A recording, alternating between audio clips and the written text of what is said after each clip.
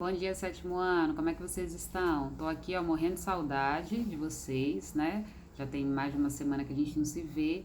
Espero que vocês estejam conseguindo estudar. Estamos nos adaptando, né? Uma nova realidade do ensino à distância, muito adulto, né? Para vocês, muito chique. Mas enfim, quero me colocar à disposição, dizer que a professora de vocês está aqui sempre que vocês precisarem, ok? E aí hoje eu vou enviar essa aulinha aqui para vocês, porque eu quero retomar os conteúdos estudados na aula passada e quero avançar um pouquinho com vocês, tá bom?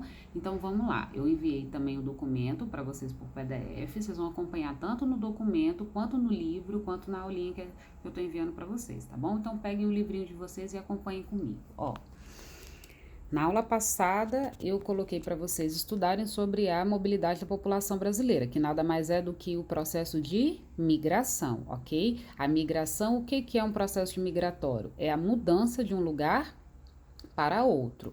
Na grande maioria das vezes, a gente vai ver que esse processo migratório, ele é permanente. Então, se você morava no Rio de Janeiro, agora você mora no Espírito Santo, você fez um processo de migração. A gente tem dois tipos de migração, né, a princípio. As migrações internas, que são as migrações que ocorrem dentro do próprio país, e as migrações externas, quando a gente migra de um país para outro, tá bom? Nesse princípio, a gente vai focar na migração brasileira. Então, o nosso livro vai trazer para a gente três períodos importantes. Primeiro, entre as décadas de 50 e 60, onde a migração se concentrou da região Nordeste para o Sudeste e para a região Centro-Oeste, tá bom? Depois, nós vamos ter, entre as décadas de 60 e década de 70, ainda migrando da região Nordeste para o Sudeste, só que também vamos ter migração do Sul para o Centro-Oeste e também do Nordeste aqui em direção à região Norte, tá bom? Isso vai se dar em grande questão pelo desenvolvimento da agropecuária em algumas regiões brasileiras e também devido ao desenvolvimento industrial que se dá de maior porte na região sudeste, que acaba atraindo sempre a galera vindo em direção à nossa região sudeste, né? A oferta de emprego acaba sendo maior nessa região que atrai. Depois, entre as décadas de 70 e décadas de 80, a gente vai ter ainda esse fluxo do Nordeste em direção ao Sudeste. Você está vendo que isso aqui se mantém nos três períodos, né?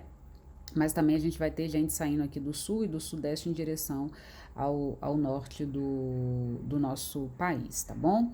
Também a mesma questão, essa questão da atração por causa de questões de produtos agrícolas, né? A fronteira agrícola ela se expande e isso faz com que as pessoas sejam atraídas para essas regiões que tem uma população, ainda hoje, ainda tem uma população um pouco inferior. Depois também é importante lembrar, fixar na nossa mente a diferença entre imigrante e emigrante. Toda vez que você tiver que lembrar essa diferença, você vai lembrar de produto importado e produto exportado, ok? Produto importado, né? Aquele produto que chegou para você de um outro país. Então, na verdade, toda pessoa, ela vai ser sempre os dois. Ela é tanto imigrante quanto emigrante. Você tem que analisar o local de saída e de chegada. Então, por exemplo, nesse caso aqui, o exemplo, né, do James, ele saiu da Austrália e chegou no Brasil. Na Austrália ele é um emigrante, lembra? Produto exportado, o Brasil exporta. A gente vende daqui para outros países. Então, nesse caso, ó, o James, ele saiu da Austrália e veio para o Brasil. Na Austrália, ele é um emigrante, mas no Brasil ele é um imigrante. Então, imigrante é o local onde você chega e emigrante é do local onde você sai, ok? Depois vocês viram aqui que o livro trouxe para vocês os principais fluxos de emigração e de imigração que aconteceram já em relação, focando principalmente no Brasil. Então, o que a gente viu aqui? Que os principais fluxos de emigração no Brasil, ou seja, a galera sai do Brasil para onde, né? A gente vai observar que a grande quantidade de brasileiros se dirigem aos Estados Unidos, ao continente europeu, ao Japão, um pouquinho para a África, um pouquinho de migração aqui também no Paraguai e na Austrália.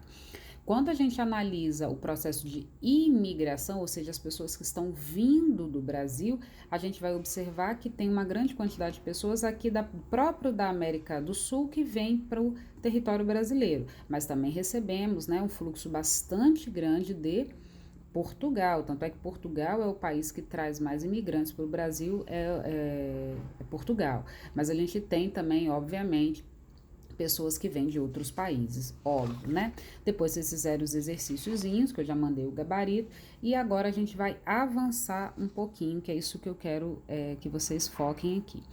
Nessa parte eu mandei para vocês a questão, mandei para vocês um documento, mas aí eu quero que vocês se concentrem agora. Nós vamos estudar um pouco agora sobre as características socioeconômicas da população brasileira, ou seja, como que a população brasileira está distribuída, então, né, economicamente. Então, o que a gente vai ver aqui? Primeiro, um conceito importante, que é o da PEA. O que é a PEA? População economicamente ativa, ou seja, a população que está trabalhando, né? A população que está trabalhando, que está gerando uma renda aí. Essa população economicamente ativa corresponde a mais ou menos um pouco mais de 50% da população brasileira. O que a gente observa dentro do território brasileiro? Uma grande desigualdade. A renda no Brasil é muito mal distribuída e isso gera diversos problemas, né? Como o aumento do número de moradores de rua, pessoas que trabalham em emprego informal, né? Isso tudo é fruto da grande desigualdade. Depois ele fala aqui um pouquinho das desigualdades na paisagem, que essa desigualdade aqui na paisagem, meus amores, é fruto da desigualdade social. A desigualdade social é grande, faz com que a gente tenha né, uma população, por exemplo, nesse bairro aqui, ele mostra para você dois exemplos, uma população bastante pobre e uma população de classe média alta, né? Isso daqui é o quê? Fruto da desigualdade que existe dentro do território brasileiro, essa desigualdade econômica e social se reflete na paisagem. Eu olho e observo essa desigualdade, olha, claramente. Outro item importantíssimo, que é a desigualdade de oportunidades. E aí a gente vai focar aqui principalmente no trabalho infantil. Né, trabalho infantil ele é proibido no Brasil, mas a gente sabe que ele é uma realidade. Devido também a essa desigualdade social, isso faz com que as pessoas, às vezes muito novas, tenham que ir trabalhar para poder garantir o sustento das suas famílias, o que faz com que elas não consigam ir à escola, e aí tudo isso acaba resultando num problema maior ainda, né? Mas é isso, meus amores. Na semana que vem eu volto, tá bom? E lembre-se, todas as dúvidas que vocês tiverem é só encaminhar para mim que eu vou tirando, tá bom? Um beijo no coração de vocês e até a próxima.